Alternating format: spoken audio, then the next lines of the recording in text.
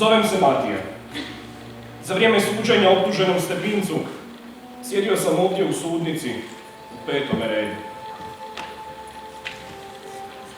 Naime, moji kolege i ja bili smo strateški razmješteni po sudnici za vrijeme suđenja optuženom Stepincu od 30. rujna do 11. listopada 1946. godine, kako bismo prisutnu publiku predvodili u ostvarenju njihove uloge podržavatelja takozvanog Narodnog suda i ponižavatelja optuženika. Na moj znak, na primjer, publika je radila što god je sudu zatrebalo samo da ponizi optuženika. Izdajniče! Pojedinac! Moje ime je Marko. Za vrijeme suđenja Stepincu ja sam sjedio u desnoj strani sudnice u 5. redu. Ja sam onaj koji je režirao pozdrav koji je ona dama uputila optuženom Stepincu dok je prolazio dvoranu. Poj!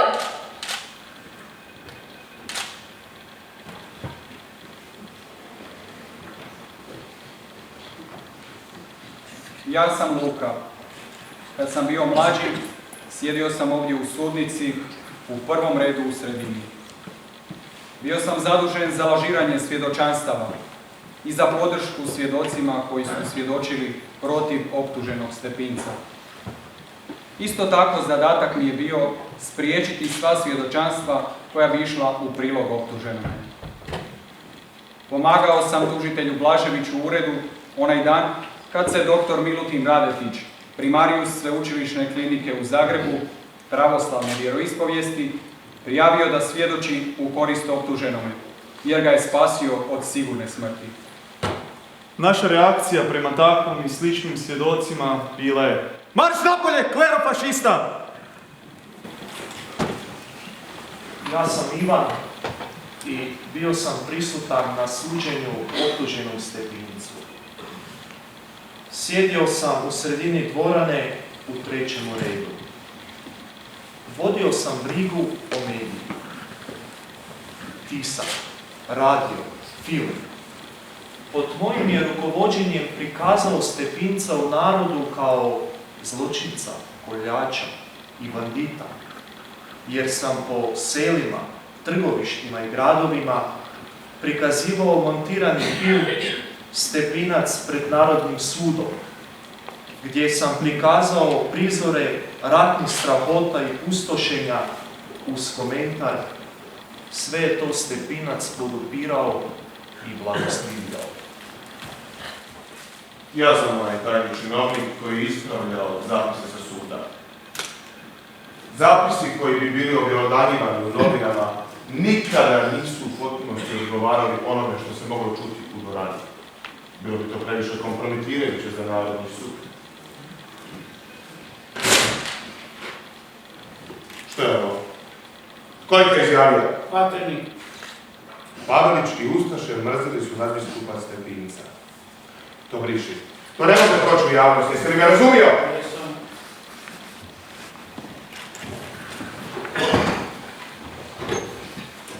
Na osnovu članka 13 stava 2 Zakona o krivičnim djelima protiv naroda i države podiže se optužnica protiv doktora Alojzija Stepinca. Stepinac Alojzije je optužen, što je tijekom rata i okupacije stupio političku saradnju sa neprijateljem, pružajući kroz cijelo to vrijeme pomoć okupatorima i ustašama. Što je optuženi Stepinac prekrštavao desetke hiljada Srba kojima ustaše prijete da će biti poklani ako ne prijeđu na katoličku vjeru. Stepinac prijetnje ustaša odobrava, prihvaća te potiče ustaše na daljnje vršenje tih zločina. Što je početkom godine 1942. imenovan po Vatikanu i primio se službe vojnog vikara Pavelićevih ustaša i domobrana, pa tako postao i službeno najviši vojni svećenik Pavelićeve vojske, kome su bili podređeni svi vojni svećenici koji su u sustavu ustaških i domobranskih formacija podstrekivali vršenje zločina, a i sami vršili zločine nad narodom i vršili propagandu za društvo. Što je u vrijeme akcije za skupljanja pomoći ustaškim legionarima na istočnom frontu dao prilogu cigaretama, krunicama, medaljicama i raznim časopisima, podižući time moral ustaškim bandama u borbi protiv bratskoga Sovjetskoga saveza. Što što je Stepinac nakon oslobođenja zemlje predvodio sistemski plan urušavanja nada da će se skoro promijeniti režim u Federativnoj narodnoj Jugoslaviji, kako su oni nazivali narodnu vlast, kako će nastupiti skore promjene i ustaše se vratiti na vlast. Nadalje ankira protiv narodnih vlasti, pravilnih osuda narodnih sudova nad ustašama, svećenicima i ostalim ratnim zločinicima, nazivajući to progonom crkve te istraživanjem hrvatskog naroda. Podstreknuti ovim držanjem ustaški svećenici i ostali protunarodni elementi organiziraju ustaše koje se kriju nad narodnim vlastima, vrše ustašku propagandu i ubijanje građana naše zemlje. Zbog svega toga, čitav naš narod koji hoće mir, napredak, radi slobodu u svojoj zemlji traži da se optuženi Stepinac po zasluzi kazni. Vratili smo se večeras ovdje u sudnicu na mjesto zločina. Naše zločina. Došli smo ovdje ne da bismo opravdali sebe, već da bismo dali svjedočanstvo o svjedočanstvu. Da, svjedočanstvo o svjedočanstvu onoga koga su svi zvali optuženi Stepinac. To nas je njegovo svjedočanstvo promijenilo.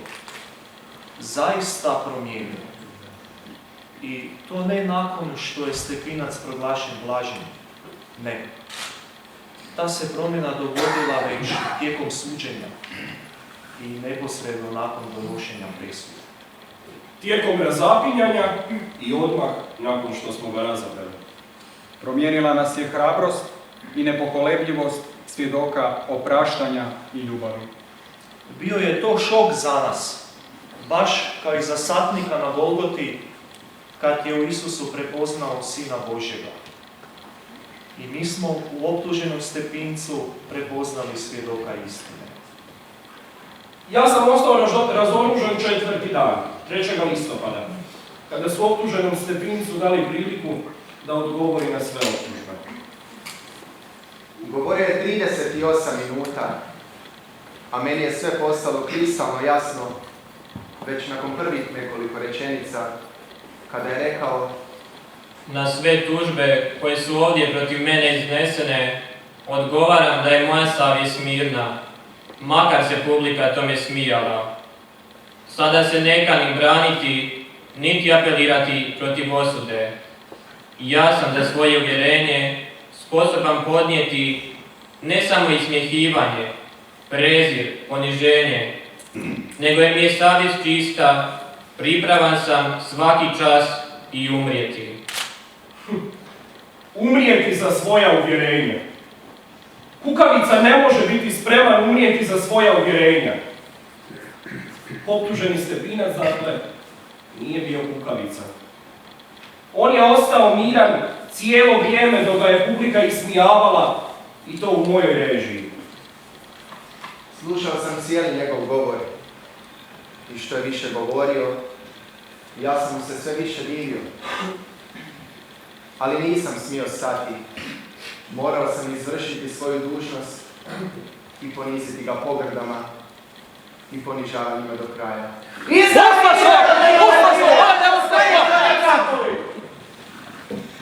Nisam smio stati ili nisam imao hrabrosti stati. Matija, tko je zapravo bio kukavica? Mene je zadivila njegova šutnja i mir. Od prvog našeg susreta, a to je bilo onda kad sam nagovorio svoju prijateljicu da ga ponizi pred svima, on je ostao miran i samo ju je pogledao blagim pogledom. Nisam mogao shvatiti kako netko može podnijeti takav prezir s takvom mirnoćom. Kasnije sam pročitao na jednom mjestu da se upravo pri ovom susretu optuženi Stepinac sjetio sluškinje pred kojom je Petar zatajio Isuse, te u sebi ponavljao misao: pazi, ne popusti, uz Božju pomoć izdrži. A meni je uputio pogled, kojim kao da me pitao: zašto me udaraš? Ne znam zašto sam ga udarao, ne znam ni zašto su ga drugi udarali. Mislim da sam ga ja najviše udario. Dana 5. listopada izredalo se pred sucima 58 svjedoka da izreknu svoje svjedočanstvo protiv optuženog Stepinca. Njihova svjedočanstva nisu imala nikakve veze s optuženim. Naveo sam svjedoke da opisuju neke prisilne vjerske prijelaze što su ih počinili ustaše. Naravno da to nije imalo veze s optuženim Stepincem, ali ja sam se pobrinuo da svjedočanstva budu takva da izgleda kao da ima veze s njime. A onda su njegovi branitelji predložili sudu da se saslušaju svjedoci i njemu u prilog. Naravno, javni tužilac Blažević se tome usprotivio. Riječ ima javni tužitelj. Izvolite, tuže Blažević. Hvala. Ovi svjedoci ne mogu ništa promijeniti što se tiče same optužbe. Oni bi mogli navesti samo koju malenkost. Možda bi mogli dokazati da se Stepinac zauzeo za pokojeg Židova ili Srbina izoliranog. Ali kad bi se na temelju toga svjedočanstva željela konstruirati obrana, to bi bila prava psovka koju ovaj sud ne može dopustiti. Predloženi svjedoci su poznati fašisti u našu zemlju. To bi značilo staviti sud i demokraciju na nivo u kojem je pobjeda izvojštena od fašista, a ne od naroda.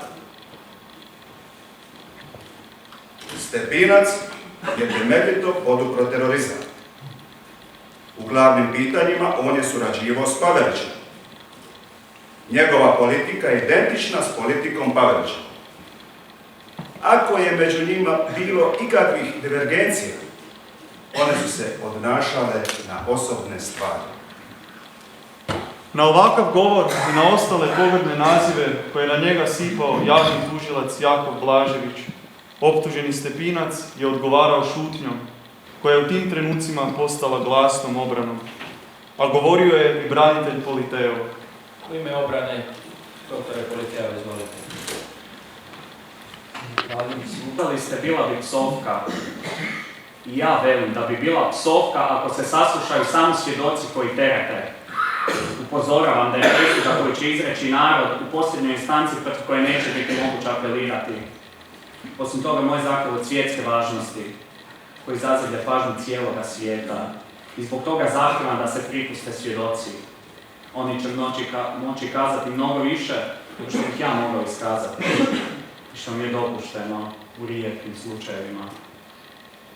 Bila bi psovka i insult protiv pravednosti ako se pripuste samo svjedoci koji svjedoče protiv nadbiskupa, a koje je prilog javni tužilac. Znade se javno kako je politika Pavelićeva bila protivna nadbiskupu. Da je Stepinac bio na Pavelićevom mjestu, danas bi sve bilo drugačije. Ovaj smijeh samo pokazuje kako je publika dane i dane pod uplivom štampe i navala na nadbiskupa. On se nije mogao braniti javno, a i ovdje je odbio da se brani. Ljudska pravednost zahtjeva da mu se dade ovdje mogućnost da ga drugi brane. Javni tužilac je i taj prijedlog odbio. U ponedjeljak, 7. listopada, predsjednik je izjavio kako će svjedoci u korist optuženome biti saslušani. Od 35 svjedoka koje je predložila obrana, sudu je prepušteno samo 7. U predsoblju su čekali neki svećenici koji su kanili svjedočiti. Među njima i kasnije kardinal Franjo Šeter. Čekali su sate i sate također i sveučilišni profesori pravoslavne vjeroispovijesti, dr. Julije Budisavljević, Dragišić i Negovetić. Jedan je od njih čak odložio kirurški zahvat da bi mogao svjedočiti. Za svjedoke u prilog nadbiskupu prijavili su se i slavonski pravoslavni vladika Emilijan, kao i neki pravoslavni parosi. Oni su željeli posvjedočiti kako optuženi Stepinac nije imao nikakve veze s prisilnim prijelazima na katoličanstvo. Ipak, optuženi Stepinac imao je svoje svjedoke i izvan sudnice. Dok je u dvorani bila gomila nauškane svjetine koja je ga lamila na optuženog i od mene upućenih svjedoka lažno svjedočila, izvan sudnice, po gradovima, selima, trgovištima, bio je onaj drugi narod, puno brojniji od onoga u sudnici koji se ponosio svojim nadbiskupom. Unatoč policijskim mjerama, taj narod u tišini i usredno i tiho molio za svojega pastira.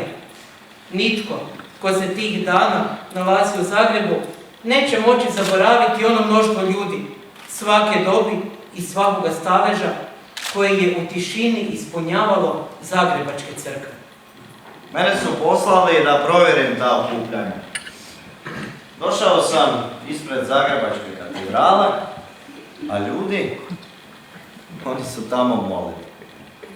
Oče naš, koji jesi na nebesima, sveti se ime Tvoje, dođi kraljevstvo Tvoje, budi volja Tvoja, kako na nebu, tako i na zemlji. Kruh naš svakodnevni daj nam danas i otpusti nam duge naše, kako i mi otpuštamo dužnicima našim. I ne uvedi nas u napast, nego izbavi nas od zla. Zdravo Marijo, milosti puna, Gospodin s tobom, blagoslovljena ti među ženama i blagoslovljen plod utrobe tvoj Isus, koji je za nas raspet bio. Sveta Marija, Majko Božja, moli za nas grešnike, sada i na času smrti naše. Amen.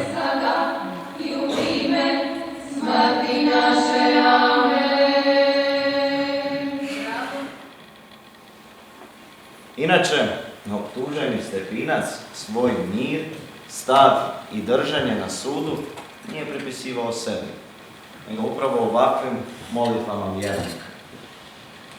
Njegov pogled i ova molitva su me slomili. Postao sam svjestan što sam učinio. A ipak, usprkos istini, moji lažni svjedoci ne mogu ništa protiv ovakvih svjedoka koji mole. Oprosti nam duge naše, kako i mi otpuštamo dužnicima našim. Nekoliko dana nakon toga, 11. listopada 1946. izrečena je osuda optuženom Stepincu. U ime naroda, Vrhovni sud Narodne Republike Hrvatske u Zagrebu u vijeću sastavljeno od sudaca Vrhovnog suda dr. Vilko Šečarka kao predsjednika vijeća, sudaca Vrhovnog suda Narodne Republike Hrvatske Podruga Čimana i dr. Karinea Ante kao članova vijeća, te tajnika Vrhovnog suda Narodne Republike Hrvatske dr. Petrović Ante kao zapisničara u krivičnom predmetu protiv optuženih Lisa Herika, dr. Stepinac Alojzija, Šalić Ivana i družine, radi krivičnih dijela i zakona o krivičnim dijelima protiv narodne države, nakon glavne rasprave provedene uz sudjelovanje javnog tužioca Narodne Republike Hrvatske Jakova Blaževića, svih optuženih i njihovih branitelja, dana 11. listopada 1946. donio je proglasio sljedeću presudu. Prvo optuženi Lisa Herik na kaznu smrti vješanjem, trajanju vidom političkih i građanskih prava i konfiskaciju imovine. Drugo optuženi dr. Alojzije Stepinac na kaznu lišenja slobode s prisilnim radom u trajanju od 16 godina. Gubitak političkih i građanskih prava u trajanju od 5 godina. U kaznu uračunavamo za vrijeme provedeno u istražnom zakonu od 18.9.1946. do 11.10.1946.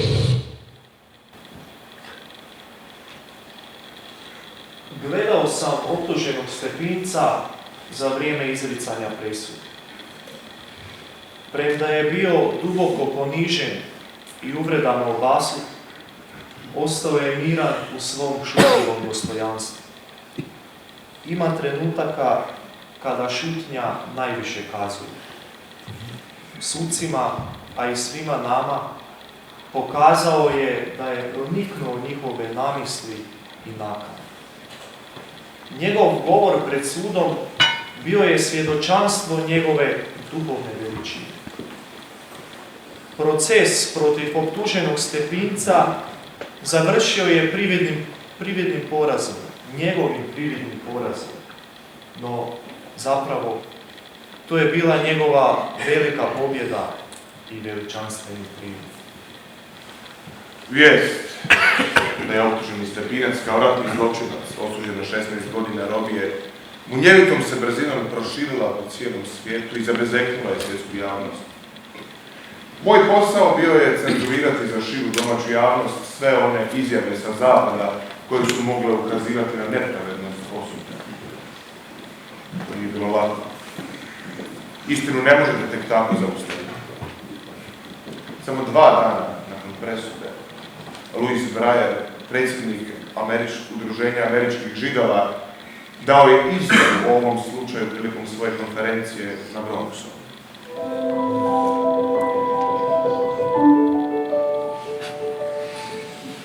veliki čovjek crkve je optužen kao suradnik nacizma.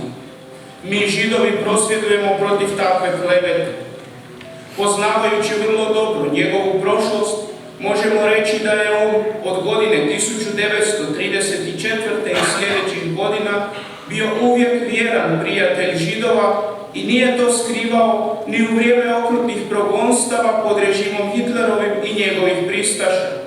Bio je jedan od onih rijetkih ljudi u Europi koji su ustali protiv nacističke tiranije i u onom času kad je to bilo najopasnije. Taj čovjek koji je sada žrtva škandalozne osude neprestano je za vrijeme nacističkog režima otvoreno i neustrašivo govorio protiv nacističkih zakona.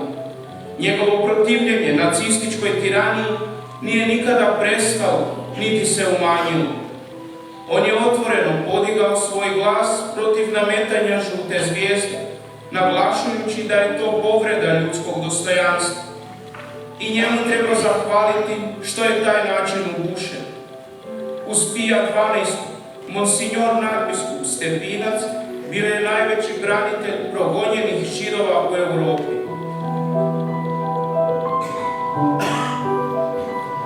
I drugi su govorili.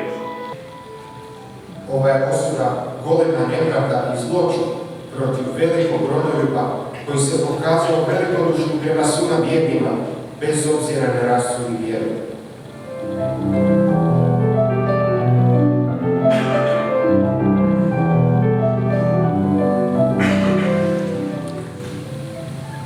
Nadbiskup Stepinac je jedna od žrtva koje se odupiru sili koja hoće uništiti čovjeka i ljudsku slobodu.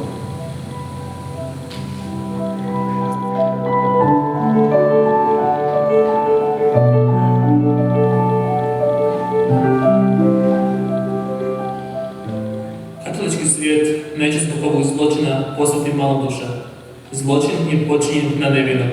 Kada katolici budu čitali da nadbiskup Stepinac mora provesti u logoru 16 godina i da je osuđen na prisilni rad, sjetit će se svetih Petra i Pavla. Nisam mogao ušutkati glas svjetske javnosti, ali nisam mogao niti ušutkati glas svoje savjesti.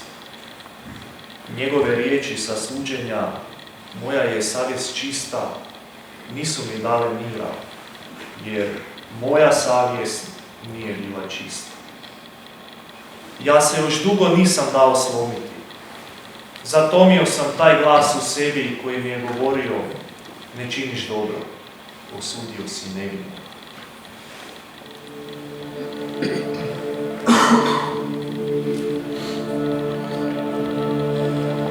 Punoj sam dužnosti morao preslušati posmrtni govor pape Ivana 23. kardinalu Alojziju Stepincu.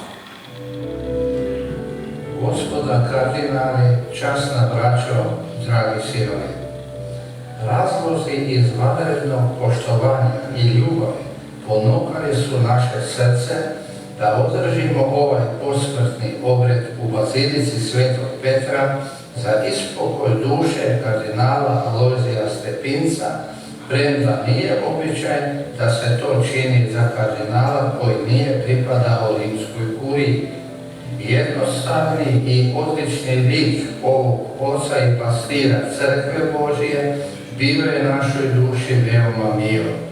Njegova dugotrajna patnja 15-godišnjega izgona u vlastitoj domovini, kao i vedro dostojanstvo kojim je on pun pouzdanja nastavio za vrijeme, izazvalo je sveopće divljenje i poštovanje.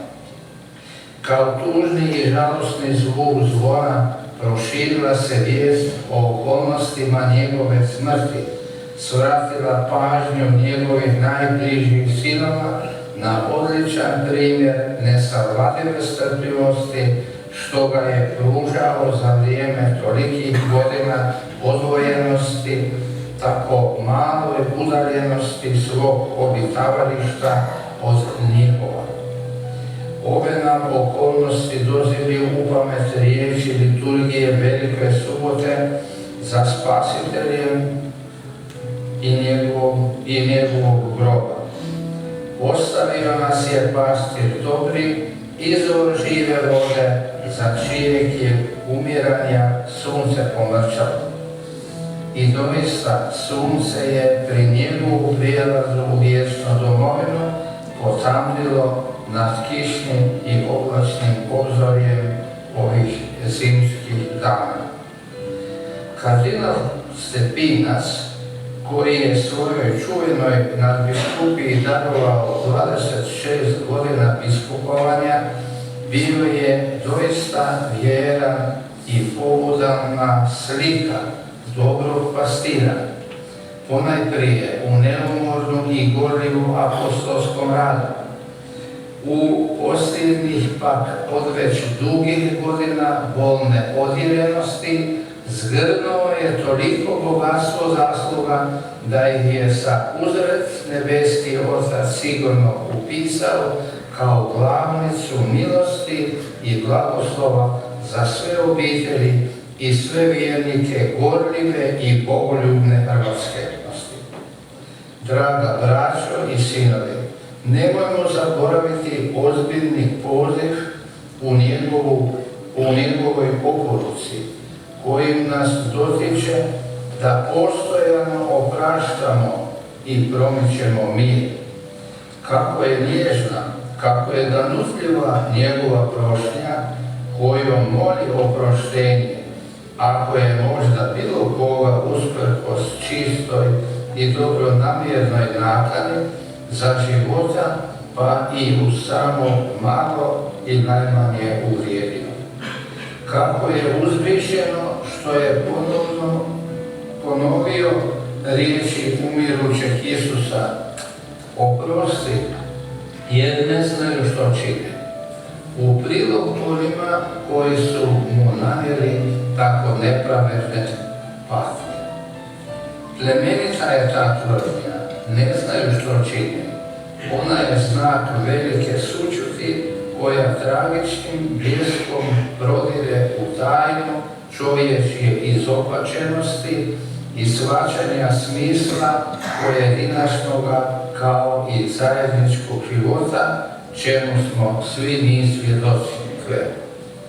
Kardinal Stepinac nije mogao nijedanput izvan svoga rodnog mjesta i prisilnog zatočeništva razviti svoj itekako zasluženi grimis.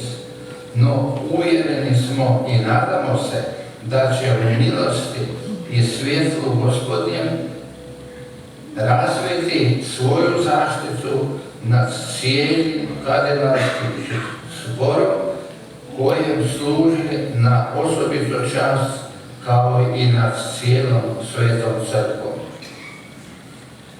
Oh, kolike li boli, draga braćo i sinovi, kolike li boli zbog tih čudnovatih nezgoda svakidašnjeg opasnog života. One nas sile da se borimo u Isusove ruke, da se bacimo u Isusove ruke, kao što su učinili njegovi učenici na Galilejskom moru i zavapimo: Gospodine, spasi nas, jer pogibosmo. Da će Gospodin spasiti svoju crkvu, nema sumnje.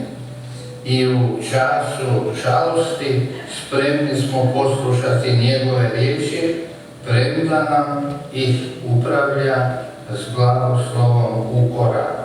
Malovjerni, zašto ste posumnjali?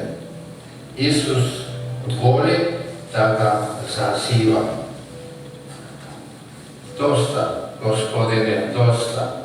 Blagoslivljamo te i svaki dan, pa i u dan žalosti. Gospodine, bilo milosrđe Tvoje nad nama, kao što se mi ufamo u Tebe. Amen. I uvijek amen.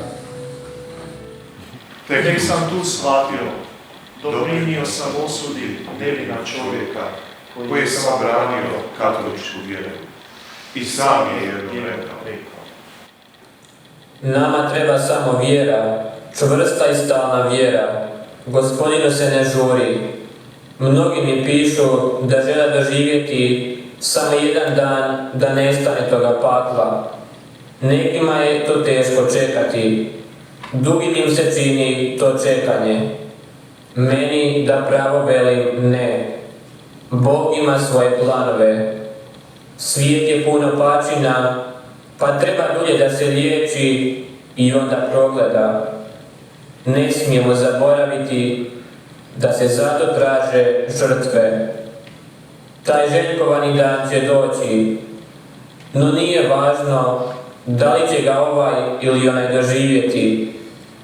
Pogotovo nije važno budem li ga ja doživio.